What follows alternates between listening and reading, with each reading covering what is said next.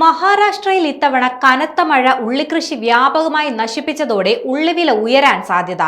ഉള്ളിയുടെ വിലയിൽ വരും മാസങ്ങളിൽ വലിയ ചലനങ്ങൾ ഉണ്ടാകുമെന്നാണ് വിലയിരുത്തൽ. 80% ഉള്ളിക്കൃഷി നശിച്ചതോടെ രൂക്ഷമായ ഉള്ളിക്ഷാമം അടുത്ത മാസങ്ങളിൽ ഉണ്ടാകുമെന്ന കാര്യം ഉറപ്പാണ്.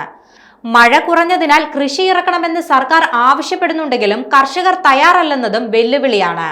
കഴിഞ്ഞ തവണ ഈ സമയത്ത് കിൻഡലിന് 4000-ഉം 5000-ഉം വിലയുണ്ടായിരുന്നു. ഇപ്പോൾ നല്ലതിന് 900 രൂപ വരെയാണ് വില കിട്ടുന്നതെന്നും കിലോയ്ക്ക് 8 രൂപ വില കിട്ടിയാൽ എങ്ങനെയാണ് കൃഷി ഇറക്കുന്നതെന്നും കർഷകർ ചോദിക്കുന്നുണ്ട്.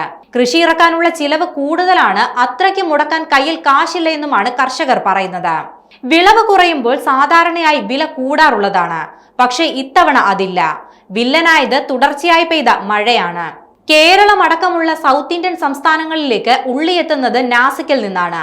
ഇവിടെ മാത്രം 5 ലക്ഷത്തിലധികം ഏക്കർ ഉള്ളിക്കൃഷി നശിച്ചുവെന്നാണ് സർക്കാരിന്റെ കണക്ക്. 2 ലക്ഷത്തിലധികം കർഷകരെയാണ് ഇത് പ്രതിസന്ധിയിലാക്കിയിരിക്കുന്നത്. ഇറക്കിയ കൃഷിയിൽ 80%-ലധികവും നശിച്ചു. ഭാവിയിൽ ഉള്ളിക്ഷാമം ഉണ്ടാകുമെന്ന് ഉറപ്പിച്ചു പറയുകയാണ് കർഷകർ. ഇത് മഹാരാഷ്ട്രയെ മാത്രമല്ല കേരളം അടക്കമുള്ള പല സംസ്ഥാനങ്ങളെയും ബാധിക്കും. പരിഹരിക്കാൻ ഉടൻ തന്നെ കൃഷി ഇറക്കണമെന്ന് ആവശ്യപ്പെടുന്നുണ്ട് മഹാരാഷ്ട്ര സർക്കാർ. പക്ഷേ കണക്കുകൾ നിരത്തി പ്രതിരോധിക്കുകയാണ് കർഷകർ.